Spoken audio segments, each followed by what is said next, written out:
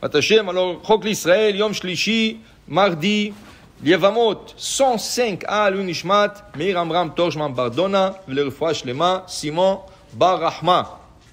Dit la Gemara, Amar Rabbi Yonatan, Minayin l'exardin chez Shimon Shvoa, chez Nom Mitkarea. Dit Rabbi Yonatan, d'où ce qu'on sait que quand il y a un décret céleste, et en plus du décret, il y a un serment qu'Hachem a prêté sur ce décret, que ça ne se déchire pas. Ça veut dire qu'il y a un décret du ciel, et Hachem jure que, voilà, ce décret-là, il jure sur ce décret qui va être exécuté. C'est grave déjà, c'est Akadosh Baruch Hu qui jure. Minayin, d'où ce qu'on sait qu'il ne se déchire pas, il ne s'enlève pas, chez Nehemar. Lachen nishba'ati le bet Eli, imitkaper be'avon bet Eli, bezevach u mincha adulam. Alors on va faire une petite introduction. Au temps du Mishkan, avant que le temple a été construit, il y avait le Mishkan. Au temps du Mishkan, il y avait un grand prêtre, un grand Kohen Gadol tzaddik, qui s'appelait Eli. Eli, c'était un grand tzaddik. Mais il avait deux enfants, qui s'appelaient Chofni et Pinhas. Et Chofni et Pinhas, ils n'allaient pas exactement dans les traces qui a tracé leur père. Qu'est-ce qu'ils faisaient? Ils faisaient des favoritismes. Qu'est-ce que c'est favoritisme? Les gens venaient au Mishkan pour emmener des sacrifices. Quand les gens faisaient la queue, il y avait la queue de gens, premier arrivé, premier servi. Quand ils voyaient quelqu'un avec un taureau, toi, viens ici. Pourquoi? Parce que du taureau, il va recevoir un grand morceau. Alors viens. Toi, tu es en premier. Après, ils voyaient quelqu'un, tu as un mouton, viens ici.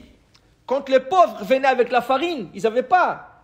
Ils faisaient attendre toute la journée jusqu'à qu'ils reçoivent leur sacrifice. Et ils étaient en premier dans la ligne. Okay? Le problème, ça peut encore passer. Mais le plus grave était que c'est écrit dans le prophète qu'ils ont couché les femmes mariées. Ils ont couché avec les femmes mariées. Hasve shalom, pas à tel point. Peut-être ils couraient après les gens pour l'argent un peu, mais pas à tel point. Okay? Alors dit la Gemara, de quoi il s'agit? Quand une femme accouche un bébé, elle doit emmener un sacrifice. Qu'est-ce qu'elle emmène? 2 oiseaux. Un petit oiseau, de rien et tout. Quand les femmes venaient, elles faisaient la queue, ils leur laissaient là-bas, ils leur laissaient attendre. Des fois, cette femme, pour ne pas aller chez elle et revenir, parce que c'est loin le Beth Amikdash, c'est pas tout le monde qui habite à côté du Beth Amikdash. Des fois, les femmes restaient là-bas 2-3 jours. Le problème, que la femme, tant qu'elle n'emmène pas son sacrifice, elle ne peut pas être avec son mari. Il faut qu'elle amène son sacrifice, elle va au mikvé, elle va à son mari.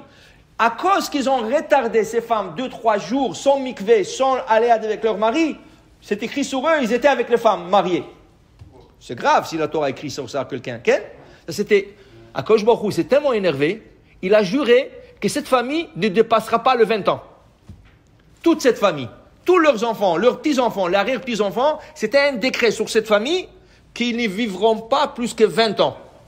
Et ils mourraient tous. 15 ans, 16 ans, 19 ans, 20, 18 ans. Ils ne dépassaient pas le 20. Jamais. C'était très rare que quelqu'un arrivait 20. Ça, c'est Akadosh Baruch Hu qui a juré là-dessus. Okay? Dit la Gemara nous rapporte, Rabba va Abaye, ne de Bet Elikatu. Waouh!